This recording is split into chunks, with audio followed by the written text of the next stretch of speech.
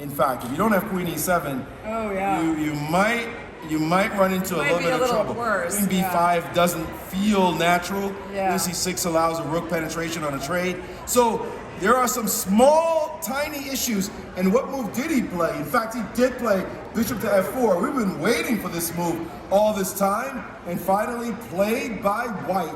Bishop to f4. White has every single piece in the game except for the rook space in the center, so it's not surprising that he's doing that.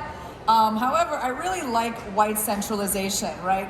All these knights in the center, the rooks that are going to come in. So, I mean, I do think that Siddharth has done a good job in getting himself to this point. Right. If that rook were on d1 now, we'd be smiling. We'd just be. But you know, if you could get all your wishes, then Christmas would be every day, right? If you can play chess now, you're not going to get everything that you want. So the question really comes: what is the right thing to do right now? Maybe the sequence we talked about, taking on d7 and taking on c5. That position was a small edge for white, but was definitely an edge for white. So what will white do right now? They're both at 16 minutes. White just fell under the 16-minute mark. So good way to handle time. And I think this is the right moment for white to think about what to do next, because this is the most critical moment of the opening so far. This is where the grandmasters sit and think, what do I need to do? Because the whole game is going to be dictated on what happens next. Yeah, exactly. This is a very critical moment for white, because it's clear that he has to respond to black's threat of taking the pawn on d4. So he can't just sit here doing nothing. And he's basically got two captures that I can see either on c5 or on d7 that he's got to do. And I really, I hope for the sake of the game being interesting that he finds the right one. I'm so curious about also taking on f6 in this position, just because it's a question mark as to what you should take with here. Let's say, for example, knight takes. Yeah. Right, and now I take on c5.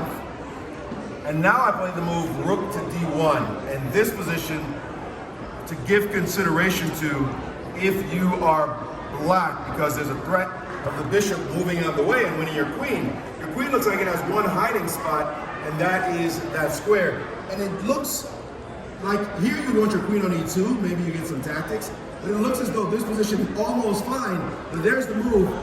You're pointing b4, but it's not quite right, because bishop can take on b4. Let's play that move, b4. The bishop can take on b4, again, because the queen is sitting on c2. If we're sitting over on e2, this would not have been possible. So we're noticing the long-term ramifications of this queen being on the c2 square. That doesn't give white everything white might want. So it's a very delicate moment. And here you could easily sit and think for a long time.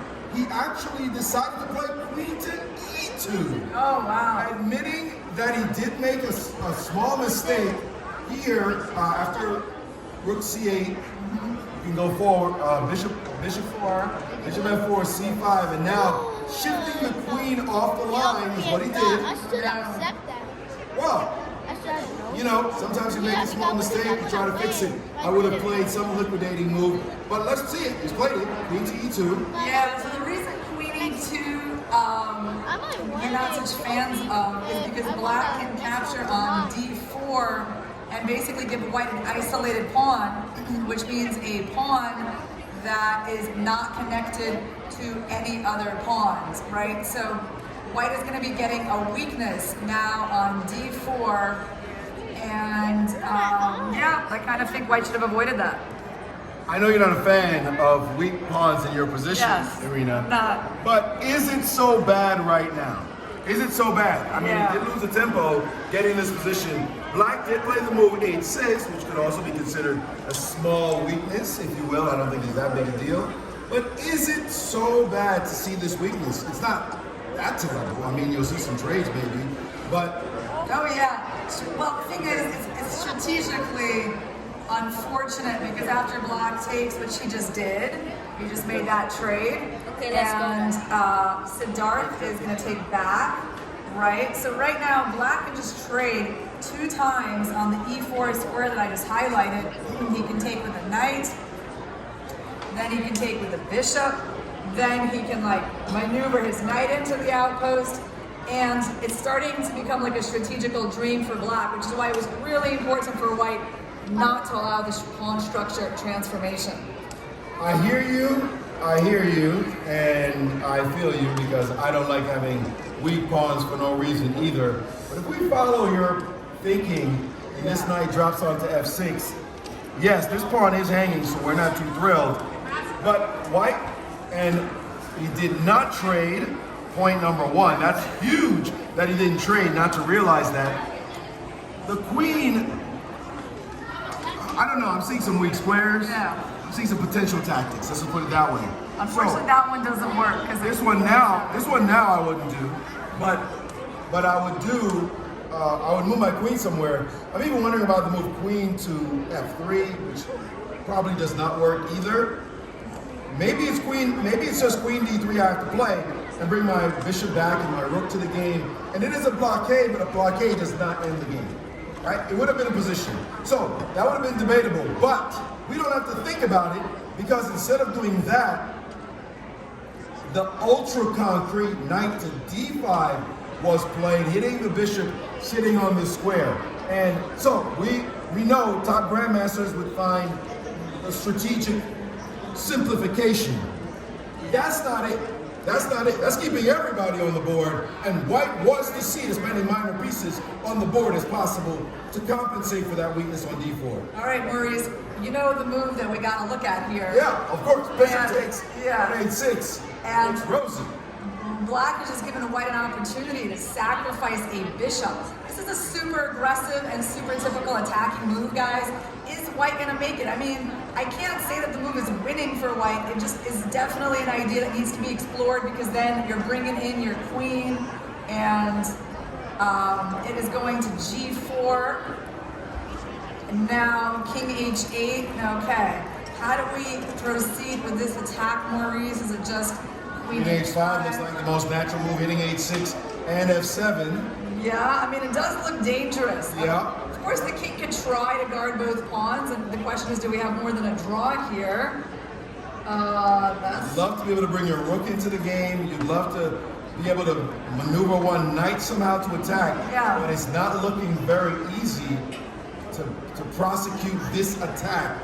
And in fact, it looks as though white is stalled for what to do next other than repeating moves. With a trade that fixes white's pawn structure, knight takes on e5, and I think white is happy as clams to see this happen because now white has a very powerful pawn sitting on the e5 square. He's controlling the d6 square, and now the move knight to b4, looking for more trades. I can't blame him wanting to see this trade happen, but I'm not going to say that it's necessarily that great for black. Now that the pawn formation is fixed, with the pawn on e5, not on the d4 square, white has more space. Black is definitely trying to get the bishop somehow, and it's gone. He's decided, I'm killing this bishop, this knight now. You can have the two bishops, so we'll put in bishop takes. It's going to be automatic. Or it looks like maybe, wow, there's some tactics. Yeah. The move knight f6. You see what I'm looking at, but it doesn't quite work at this moment. Although queen e7, let's see it. Let's go. Let's calculate it. I don't think he's going to play it. Knight f6. Yeah, I probably wouldn't play it either if I just had the alternative of rook d1. Yeah, it's kind of hard. I think he should just move the rook over. And yeah, this transformation in the position is definitely in white's favor. He got rid of the isolated pawn. His pawn became a healthy pawn, taking space in the position. The knight in the center is still really beautiful. These are two key squares that he's attacking. The bishop pointed towards the king. Agreed. And he has played that move, the most simple move. The reason I want to show knight f6 is because let's say, for example, the queen goes to c7, where it is now attacking this pawn on e5. Simple, direct. Feels wrong about the position. And now he's played queen g4. Knock, knock. Here come the bad guys. This is not what white wanted, black wanted to see in this round, a critical round 4 where he's at 3-0, the favorite to win the event, but he is being hunted at the moment with this last move. A lot of evil intentions of knight moves, potential a3 still on the top with b4, this time with the knight move coming in. Your bishop will be hanging on the d4 square. All kinds of goodies as this queen is eyeballing not only the file towards the king, but the rank towards this bishop. Just keeping the threats alive. This is the kind of position you hate to defend if you're black, unless you could come up with something very concrete. Yeah. Well, right now, black has got to get this rook into the game. The rook on f8 is not doing anything. The first move I would think about, bring the rook to the open file. Try to protect the d4 squares that one day your bishop might be thinking about. It's definitely not the most incisive move, but it has a prophylactic point to it. And what can white do now on their turn to capitalize on this opportunity? I mean, knight f6, the problem with knight f6 is that, like, it doesn't even really make much of a threat. But he's played bishop to b1. He just dropped his bishop back and tried to just get it out the way so that he can harmonize all his forces. The bishop kind of is a strange piece on the b1 square because it only has access to a2 or the long diagonal. I kind of like the fact that it had two different directions to go in, but I wasn't sure what to do with it in like a b5 square, for example. I can see his point, Maurice. Actually, I think he might want to make a move like rook c3, and do that rook lift. I mean, if only that rook had come into the attack. By the way, you can't go rook d3 because then that allows bishop takes f2. You lose your rook on c1. But I think he is preparing this idea. I would be really happy to see it on the board. And the point may be that in rook d8, you can trade now and then at least take on c5, and that's probably quite decent for white. At least not worse.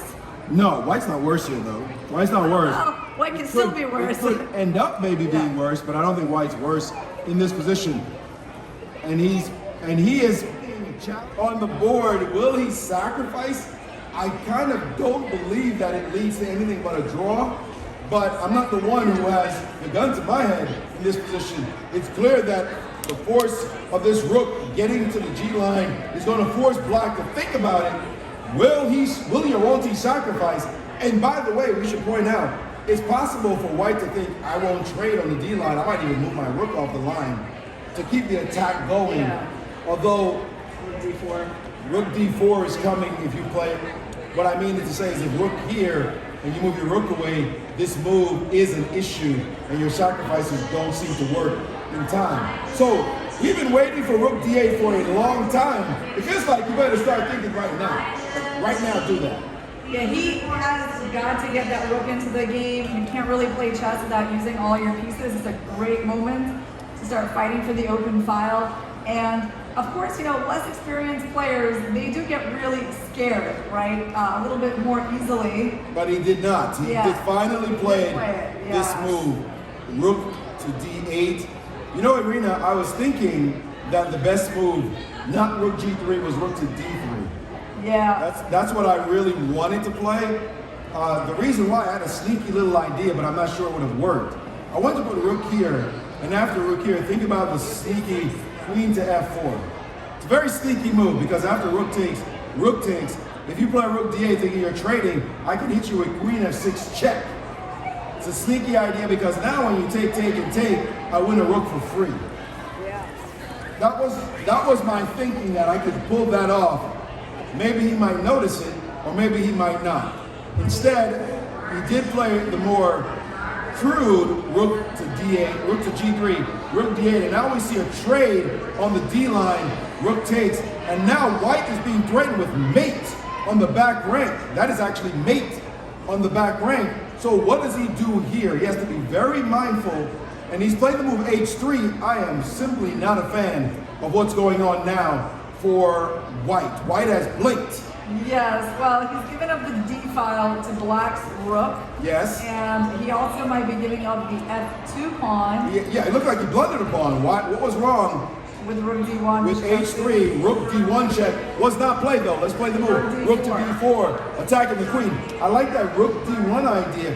Nevertheless, black is taking over control of this game, and the queen has had to retreat to the e2 square to defend the kitchen. Yes, well, actually, the queen is quite happy to defend the kitchen. Bishop to c5, king to f6. And I think White is mishandling this, as White has played King D3, King F6. No, he must have played F3. Yeah, he put his pawns on F3. F3, G3, King F6, King D3, here. Bishop F2, G4, King G5. G4, King G5, King E2. Whoa, King E2. Got a little lost there. King E2. Bishop C5. Looks like the king went to F1. This king still came looks like in. a draw. This Still king came totally looks here, like a draw. Came here, and we caught up. F5 was played. Yeah. Bishop C4. Yeah, F5. Bishop B5, F5, Bishop C4, like that. F5, Bishop C4. King F6. All right, it's still close. We look like we're with them right now, and White is still in the game, and it's not easy for Black to make progress. The queen side is fully defended. Black has to break through on the king side, but how do you break through? It doesn't look like getting your pawn to E4 will do much good. And he's playing the move G5. Yeah, that's kind of it, because I mean, how do you even get a pass pawn after that? Right? Trade and trade. Yeah. King G2, and now it looks like a dead draw. Yeah, because it's hard to see how White can even lose anything if he tries. All he has to do is move his bishop back and forth. Yep. That's it. With all that time on the clock, you torture your opponent, keep queens on, make him worry about 6 or 7 different possibilities. You trade queens. Now, he has one simple thing to do. Don't let your king do anything, because your bishop can't touch any of my pawns, period. And how do you break through? This is drawn. Yeah, we're in a very famous scenario called the bishops of opposite color endgame. And these kinds of endgames are well known to be draws because, you know, the bishops basically lead parallel lives. They can't really interact with each other. You can't attack me on certain color squares. I can't attack you. And then we got the concept of blockade. So, you know, Black is just not able to break down White's fortress to get a pass H5 pawn. tried. By the way, right now, you could play bishop to F7 to tickle, okay, first bishop to E6 saying, hey, that pawn in F5, push it to a dark square. If he can get him to push all those pawns to dark squares, the position will be absolutely drawn. And he said, wait a minute, let me go after this pawn on this side. He said, no, I don't need your pawn. We were joking. He could have taken, by the way, and then played bishop to D7. But now Black has nothing, nada, zilch, zippo, no way to win. If you're Black, you are hoping for rain, and it's not coming. King to E5, bishop F7, and now he's actually about to take that pawn forced to a dark square. That's a horrible result, and you see here, it's just useless. Anything he tries, I put the bishop on E6 just to laugh. You cannot do anything. It's time to offer a draw here because Black has no way to make any progress. Just putting his bishop on E3. I might not have played bishop C4, but it doesn't matter because more trades coming, and a trade, and yet another trade will come. And this extra pawn, you see it, you think it might become a queen. Yeah. The problem is it will never happen because you cannot get through the light squares. King in, you just can't get through. White can just move the bishop anywhere, everywhere, all day, every day.